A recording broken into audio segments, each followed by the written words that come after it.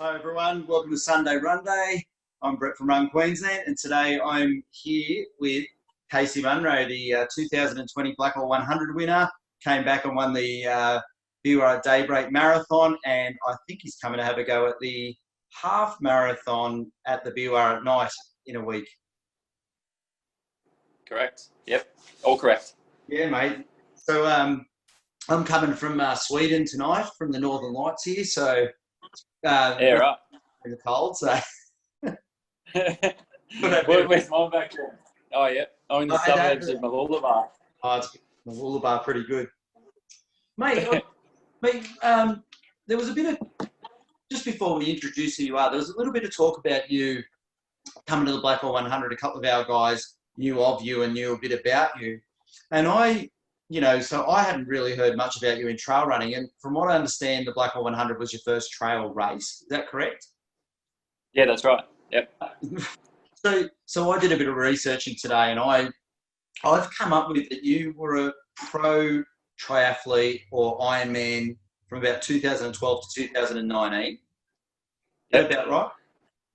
So I think I stopped 2018. I think I've been stopped now about 18 months, something like that. Yeah. Yeah, I had a look at all the races you've done. I thought, wow, this guy's unbelievable. So what you'd achieved. Can you talk us through, before you come to the Blackall 100, we get to that, what your background was with the sport, the triathlon, the Ironman and all that, just to let everyone know where you came from, because I'm really interested to see a few things about what you brought to this sport when you come across to it. So can you fill us in a bit about that? Yeah. Where do I start? It's interesting because sort of to jump right to the finish, and I only did 5 weeks of running for the Blackall, and it doesn't sound like much, and people have often now said, how did you do, that's not possible sort of thing. But now, having done the 100 and knowing what it takes to do it, it makes sense that my past was a huge influence on that performance. So to go back even earlier than that, I was a professional cyclist for 10 years before triathlon. So I turned professional when I was 17 and raced. I was in Europe for a majority of it, at a pro Conti and Conti level, just doing cycling alone. And then I got to 27. It's sort of a tough. Well, one I knew I wasn't going to make it to the Tour de France. That was always the goal, Tour de France. And I was the next level below in the teams I was in. And at that point, I sort of thought, well, I could continue on at the level I was, and I could have stayed there till now. But I didn't feel like it was. I sort of thought I'd got to where I wanted to get to in cycling. And I was looking for more, and I'd always kept a bit of contact with some friends who did tries. And then there was a bit of a crossover. So I was interested in the tries, and then the cycling. Our contracts would be 1, 2 or 3 years, and they'd end at the end of the year, so end of December. But I was probably retired in my head by, I don't know, like July, something like that. But carried out the year as a cyclist, but already I'd started thinking about triathlon. So then literally the day I got back to Australia, I went to the swimming pool and with these guys I knew, and would see if I could swim, and then at the same point see if I could run at all. And then from then on, I could do both, and then add the cycling in, and then I continued on with tries for the next, I think it was 7 years as a professional there. Yeah, well, I've got results down here from 2012 to 2019. Just to quickly rack a couple of them up. Yeah. So nearly everyone that you did seemed to be just about top 10 finishes, like the majority of those, and there was loads of it. So I know a little bit more about what your running looks like at the moment, mate. So in 2018, you came second in the Ironman, half Ironman at Taupo. You came third, Western Sydney 70.3. But as I said, there was loads of top 10 finishes. I think you might have had another couple of podiums in there as well, Yeah. overseas as well, if I'm on the results. The main thing was top sixes, because top six got paid. So so that was your job, or was there other jobs in between? yeah, so from as soon as I left school or finished school at 17, I was getting paid as a cyclist, and then I've only been out of job for the last 18 months. So I got my first job at like 34 years old. Yeah. So That's classic. yeah, and that's where I go to saying that the performance at Blackall, I have at 17, I was doing 20-hour training weeks on the bike. Yeah. And I did 20 to 30 hours for 10 years as a cyclist, and then continued. So I've got 17 years of training every day. Like, the longest period I've had off in that 17 years was probably, I would say, less than a week. Yeah.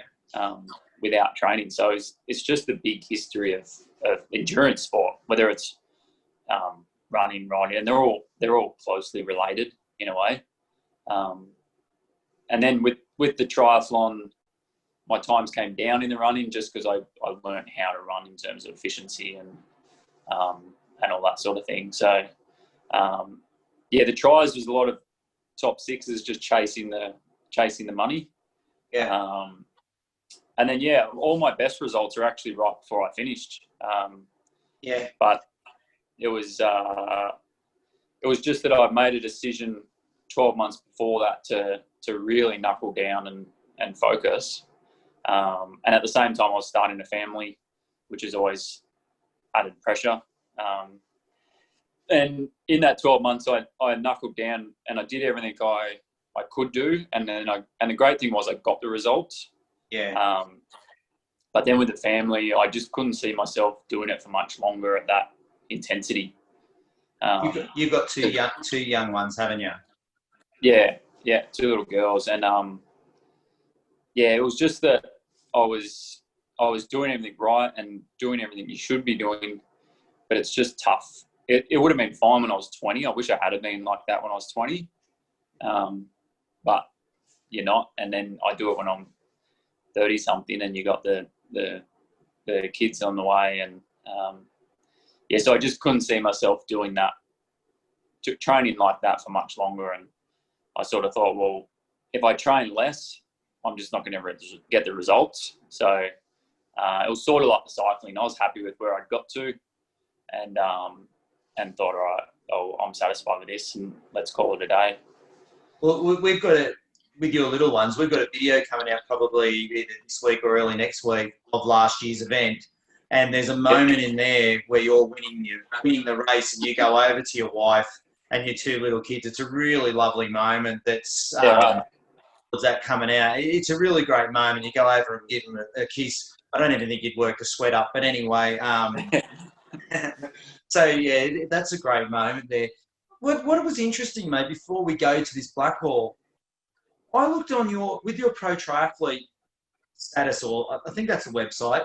It actually ranks like what your strong points are, and you of the least was running. Do you know that? I would say that. Yeah, you're obviously the cycling was strong, and now you've explained why. Swimming was really strong, but of that, the running wasn't was the weaker of the 3. So I know it's not weak in your case, but of the 3, it was interesting for me to see that. When I seen it, I was like, wow, that's interesting. Well, I presume I'm not sure where it gets those stats, but I presume it just takes your position in the race for each leg, and so it's all comparative. So you will say that I run well, but comparative to the other pro triathletes, they run. I'm definitely not a runner. They're running way quicker than I am. Amazing. But my swim was I was one of the better swimmers. Yeah. And then the ride was sort of in the middle, and the run was, in the end, it got to a point where it was probably I was never as strong as a swim comparative to the other guys, but it got to a point where I think I just got stronger at running. So I was putting consistent races together, and then if others fell away, then I could hold it together. Yeah. But I always say triathletes, out of the three, if you split triathletes up, like in terms of the long course stuff, and put them in the individual sports, they're going to be most successful in running out of the three of them. Well, I actually think that cyclists, if they come across running and have a background of that, would make great trail runners, because you don't really have a big, long, high gait. What you're looking for is cadence, which is everything in cycling, isn't it? And then my guess was that when I looked at the results, you've just got this massive, enormous aerobic pace. So can you talk then? So you've decided to do the Blackall with, 5 weeks to go or something? Is that... And so how did that come about? And what did the training look like for 5 weeks? Yeah, so like going back from 17 years being a professional athlete, that it's always so serious that I could never do anything else other than those things. So there's a list of sports that I'm now trying to get through, that I'm making up time, that I couldn't do when I was, because there's a saying and it's a real thing in cycling. You're only cycle. Like, I wasn't allowed to walk around that much, and you definitely weren't allowed to run. Like, if you felt like going for a run, it's just a no-no, because it just takes the energy out of your legs for the cycling. So anyway, as soon as I stopped, I got into surf sports, just because I'm here in Mooloolaba, and at the time I was working as a lifeguard, so everyone around me was doing it. And I took to the ski paddling, but like ocean ski paddling. I like learning this new skill and all that sort of stuff. And anyway, from this time last year, I started ski paddling, and I did 6 months straight of a lot of, like, I was training a lot for it, or as much as I could fit in. So I was training every day for it. And then that's sort of how the Blackall came about. I was training for this paddle race around Old Woman Island, and then it was right when the COVID stuff kicked in, and then the race got cancelled, and I was really focusing on it and wanted to do well, and it just took the wind out of my sails, and I was like, I'm done with this ski paddling right now, because this race, the goal that I was chasing was gone. Yeah. And then my brother, who he was a really good trail runner, he said to me, because I'd said to him years ago I'd always want to do 100, but when I was racing competitively, I just couldn't afford to go and do one, for the risk of, you just don't know what anything could happen, roll an ankle, and then explain to sponsors that you're out because you went for a trail run, they're not going to be happy. So anyway, I just got on to your website, and I was like, it's closed, like there's no entries. So I didn't worry about it. And then I think I was at lifeguarding at work, and then I think my brother sent me a message saying, you can get on these Facebook pages and you can buy people's tickets. So I jumped on literally the second I got there, because I saw it popped up, I've got 100 ticket sale, and it popped up like a minute before. And I thought, bugger it, I'm doing it. So that's it. Bought someone's ticket. And then it's funny, because then I sent her a message when I got it, and I said, wish me luck, I'm going to start training now. And she sort of sent a message back laughing at me saying good luck. But then it just went from, I was paddling every day, to when I got 5 weeks, and I'll just start running as much time as I have, which is, it's not a lot, but in running it's good. It's so time efficient. I was probably doing, I know it worked out to be maybe 100K a week, something like that. Yeah. And my theory was I started off hard the first day, and I said to myself, I'll go as hard as I can until I feel an injury coming on, and then I'll completely stop, and anything I got in the bank, I'll use that for the race, and then I'll race according to how many weeks I got in the training. And it turned out I got 5 weeks, so it was I couldn't have done any more in the preparation, in that short 5 weeks preparation. That's incredible.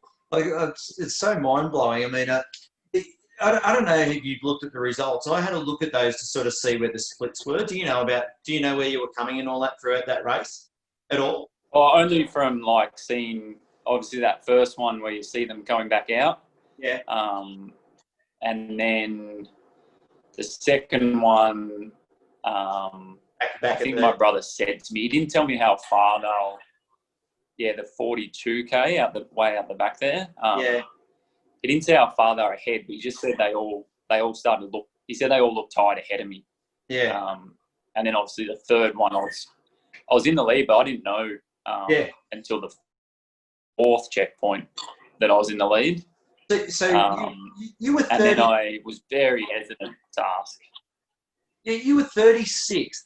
You were 36th by the first checkpoint. So 8Ks along the road. So I don't know how far back that would have been. Probably not loads, but you were about 33rd or something like that coming into CP2. And then by the time you got down to the bottom where you're going up the bluff, I think you'd moved up to top 3 or something like that. I think you were second by the time you got to the top of the bluff. And then by the time you got to 65K, you were in first place. And from there, Chris Jacobson, who I know real well, who came second, I think you went past him. And from there, you put about 45 minutes into him to the finish. And I started to think, wow, what a massive aerobic machine this fella is, and just to see you cruising along. And I thought, you must have just paced it so well. It was hot and all that, and I assume your background would have helped with that. Yeah, so with the pacing, I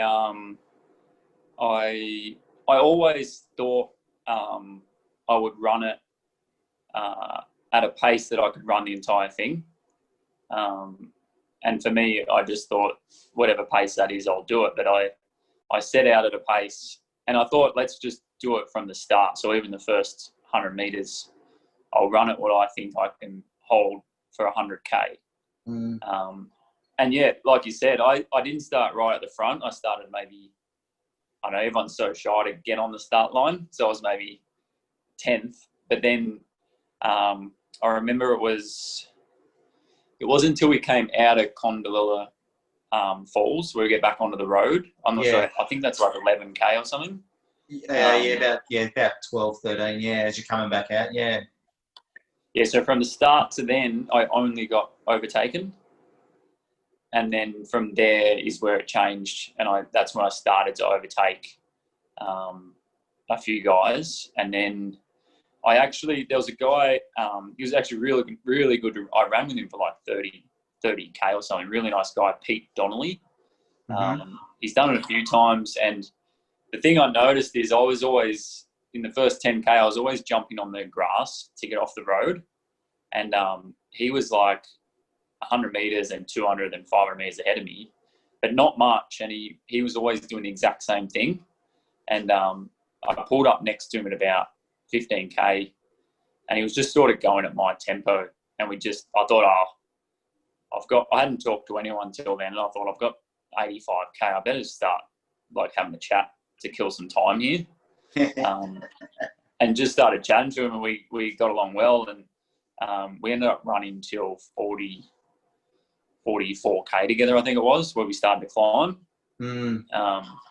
And even then, I'd said, like, we'd sort of made plans, we'll run together for 70. And then, because he told me he'd finished it 3 times or something.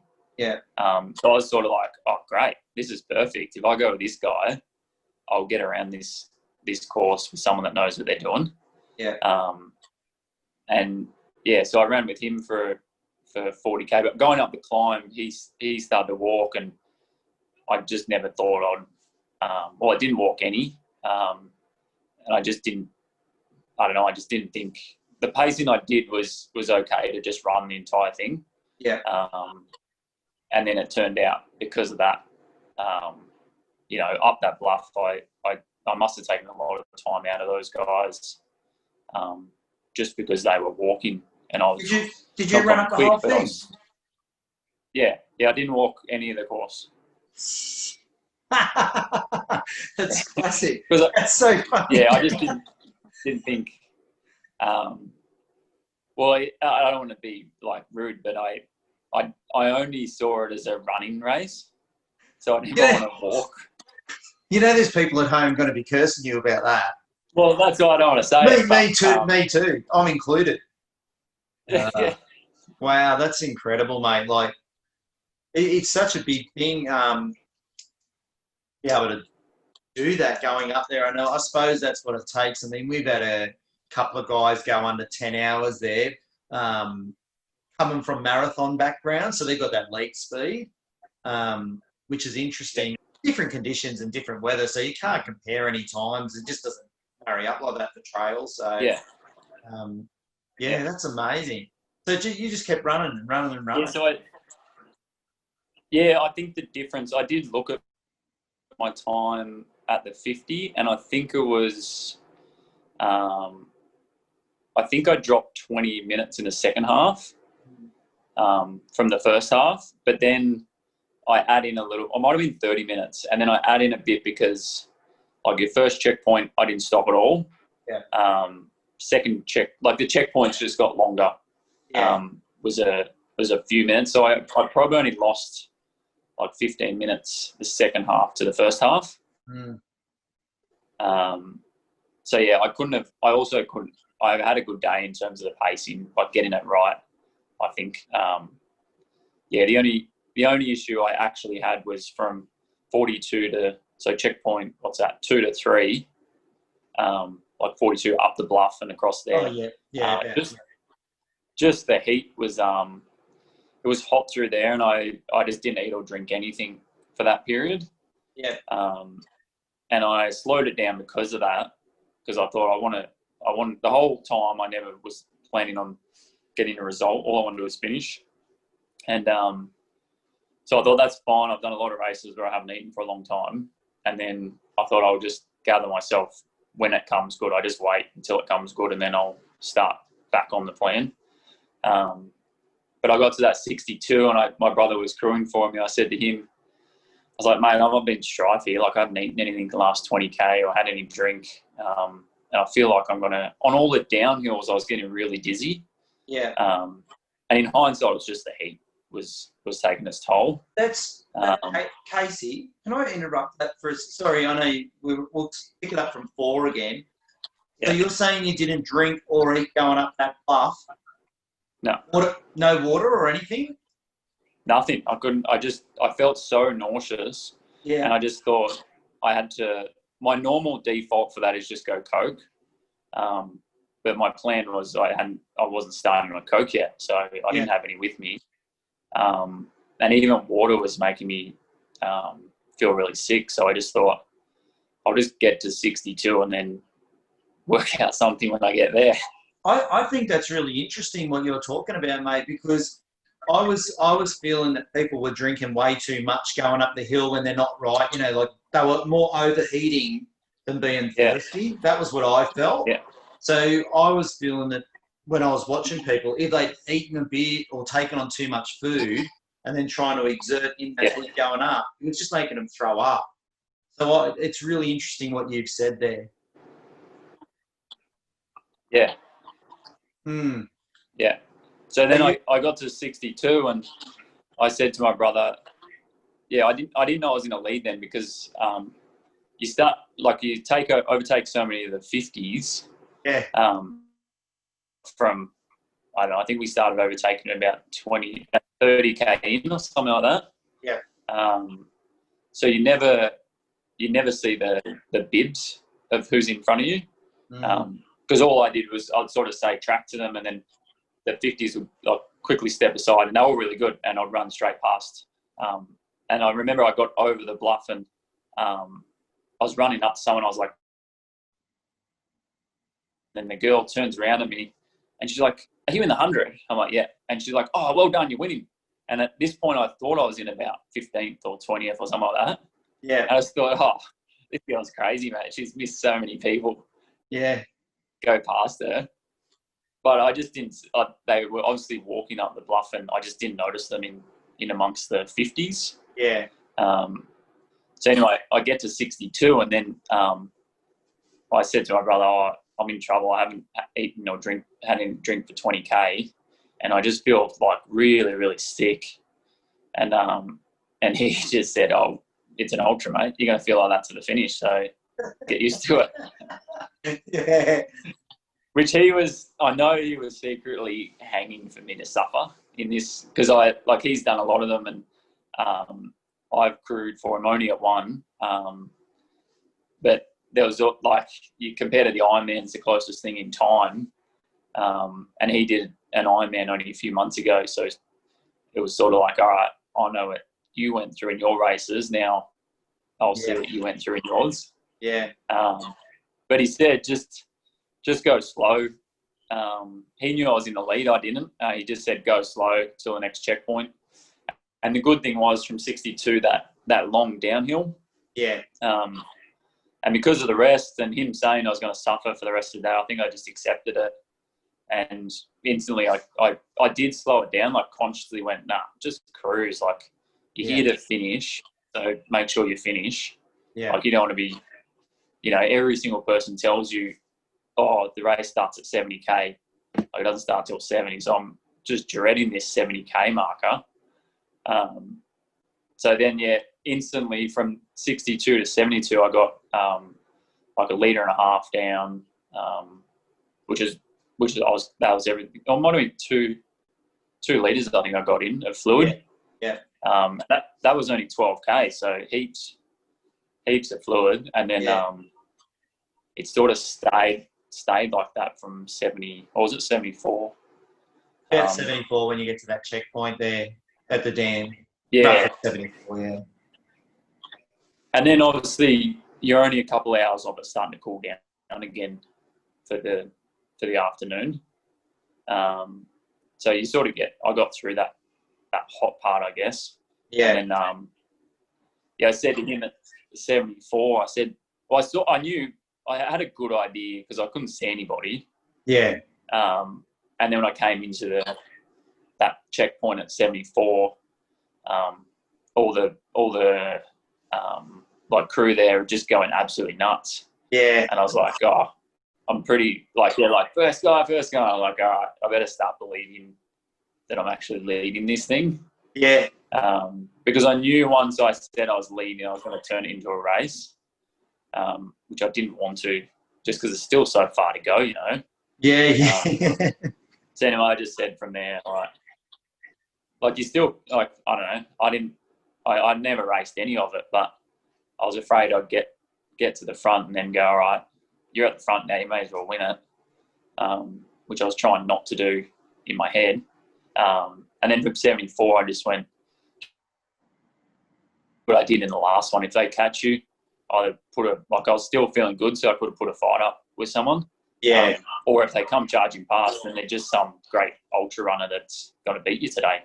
And I just kept going back to that default of, you're not here to win, you're here to finish. It doesn't just change halfway through the race all of a sudden. So you kept to the plan. So keeping to the plan, was it? Because it's really funny. I was going to say to you, what kind of advice would you give to runners? I mean, I've heard quite a few things already with that going up the bluff and stuff like that. Even that sticking to the plan sort of stuff and not sort of folding. Because obviously when you kept going from 74, the plan was still there. Because I mean, I seen you come across the line and you look pretty. I mean, for running 100 kilometres, you look pretty fresh, and you'll see that on the video. And you don't notice the camera there, so you're not pretending. I suppose a victory is pretty sweet anyway. It probably goes away a little bit across the line. But it was amazing. I've just lost you there, mate. Yeah, there you are. Yeah. But you did the same thing. Sorry. Yeah, what would I use? So that was the question. What would I say to for anyone that's coming into the sport? I mean, clearly you must like the sport. You've had a couple of races now, so the whole feeling at the whole of, like, the event you put on was fantastic, and the probably the thing I love most about it is that like the previous 17 years were so intense. All the races I was at, in cycling, you got a boss literally looking over your shoulder, and if you're not performing, then you're getting the whip, And then same with triathlon, I was literally, racing to feed the family. So it's stressful. It was stressful, you you accept it, you deal with it, you do it for 17 years, so you get used to it and all that sort of stuff, and it's fine. I didn't worry about it until hindsight, and you go to an event like that where you're just trying to finish, and you step back from being professional, and you're just there as any other person. So I start 15th on the start line, and I'll wait for anyone to go past, and it's not like I'm professional, get out of my way. And the whole event was like that, the whole ultra crew is, everyone's just out for, there's the sense of adventure in there, because you run in the bush and all that, and traveling 100K around those areas. So,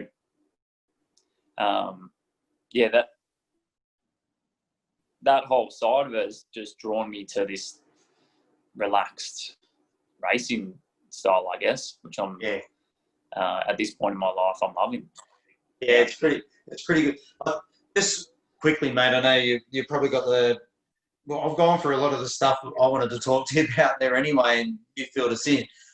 With the Biwa at daybreak, I seen you at about, you'd done the 21K turnaround, and as you were running past, you were coming third, and I said to you, I don't know if you remember this, I said to you, "Oh, how you going, mate? You don't look like you're working too hard." And you said to me, "Oh, I'm about to turn it on shortly." Do you remember that?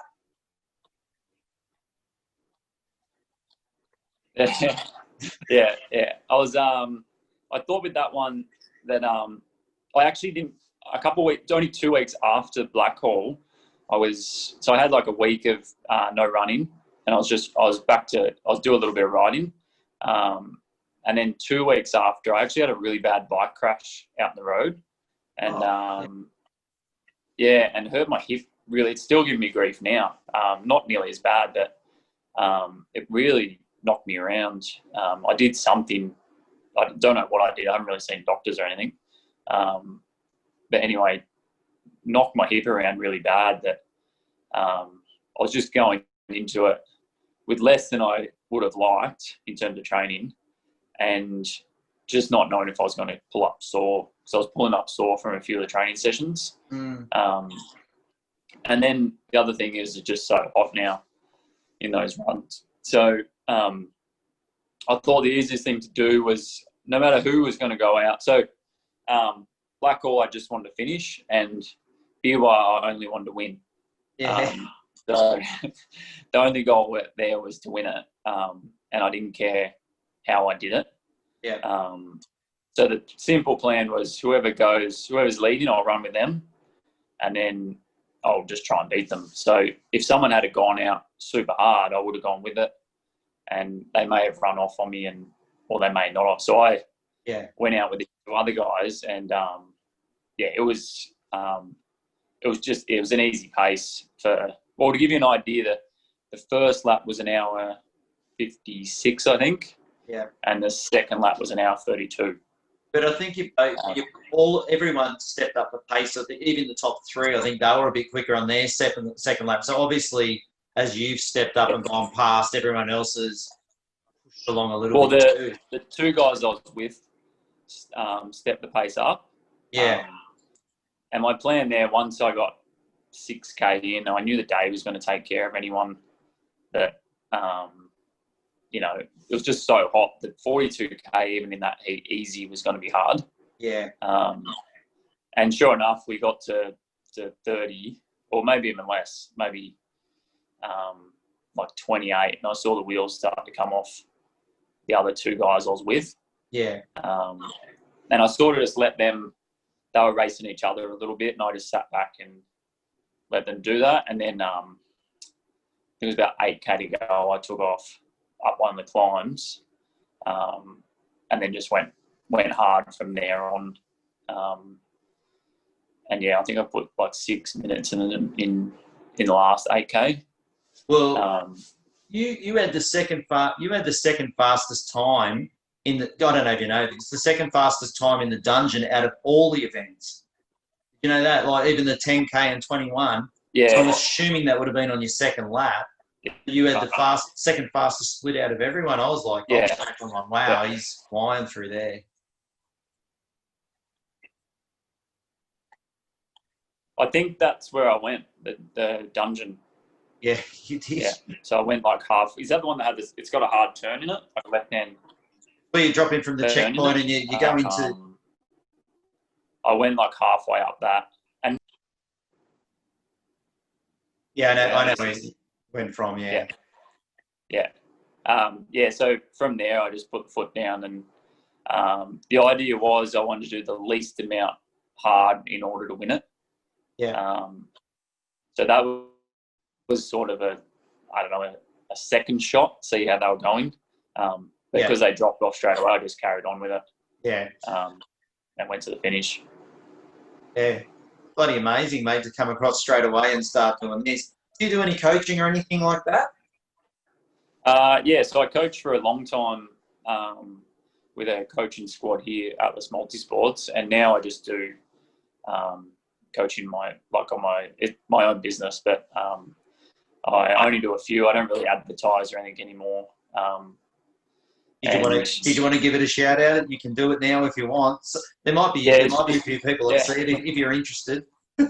Yeah, you can get in contact on Facebook and just Casey Munro Coaching, and I just do like weekly programs on there. At the moment, I think they're all triathletes. I had a couple of cyclists that have just gone. So I'll do the individual sports, and then obviously coming straight out of tries. That's the main one where people are looking for me. Yeah. There might be a few trail runners looking for you now, mate. Hey. Yeah. The other big question, are you going to come back and defend the Blackall this year? Yeah, at the moment, it's funny, hey. Like I don't know how long ago Blackall was now, but 5 weeks before or 6 weeks before that, I had no plan of doing any form of running at all. Yeah. And that's the thing. I'd lost, like, I always loved running, and I lost the passion for it, and then this got me back into it, and now I'm setting out a whole season, mate. Yeah, well, I mean, that's part of the process of when you win the event. We always send out the entry to get you to come back and defend your title. So everyone who won last year, we always send out the entry link to get you back in and see if you can come back and be the first to ring the bell again this year. Yeah. So I've got a few races planned from now until the end of the year, and I suppose there's not a lot of them, but now I plan on going into them if everything continues, as in I keep enjoying it, which I am. I'll go into them all pretty ready to race now. Yeah. Blackall's definitely at the top of the list. I've said it, so there's no excuse for any of them from a previous race, if that makes sense. Yeah. So you're sort of setting up to do those ones, yeah. Well, mate, I probably better wind it up there so we can finish it up, let you guys say goodnight to the kids and all that. Mate, it was a real pleasure to talk to you, and you were such a gracious winner too. It was just a really lovely time to meet you in both the events we've met at. And I know I call you Cameron. You know why I keep calling you Cameron? Because there's another ultra runner that's a good runner too. It's one of my friends, Cameron Munro. Yeah. And I'm like, I keep calling him Cameron. I've got it right tonight, though. Yeah. There's a race I'm doing with him soon, and I want to be the fastest Munro. Oh, really? I was with him on Saturday. I'll have to give him a buzz and tell him that. Yeah. Mate, really lovely to talk to you. Really appreciate your time. And I'll see you next week. Yeah, it's come up already, ready for the half. So I'm looking forward to it. Get the line out. It's always more fun in the dark, mate. Yeah. Yeah, well, I'm going to try and race the sun is the plan. Ooh, I like that. Come on, surely you're not going to beat that. We'll be interested to see. No, I can't. No, I won't. But it's a good incentive to get. You won't have much. You won't have much in the daylight because. What was it? 7. It's a bit after 7. It's getting dark, is it? Yeah. You won't see much dark. Yeah. So, what does the half start at? 6. 6, yeah. Yeah. Yeah, so I'll get. Yeah, I'm definitely not going under an hour. But Oh, look, we've had to change the track again, mate. We've had a few closures, so it's a different track oh, again. right. I think it'll be faster. It'll be a faster course. It's a lot more. There's a lot more running bits for me in it for sure. So yeah, it's another track. We've had closures in the last week with forestry, so it's probably worked out not too bad. So it's quicker. Yeah, excellent. Well, I'll see you in a week, and thanks for the chat, and thanks for getting me back into running. Oh, thanks for coming to be a part of the races, mate. It's fantastic to have met you. Yeah, no, it's a great vibe, and you keep putting them on, I'll keep coming. No worries. We're not giving you your lycra back anymore either now. No, I haven't. I haven't swum in like a year, and I haven't missed it for a second. So don't worry about that. All right, mate. We'll take care, and I'll talk to you soon. Yeah, excellent. Thanks, Thanks, Brett. Casey. See you, mate. Bye. Thank you. Bye.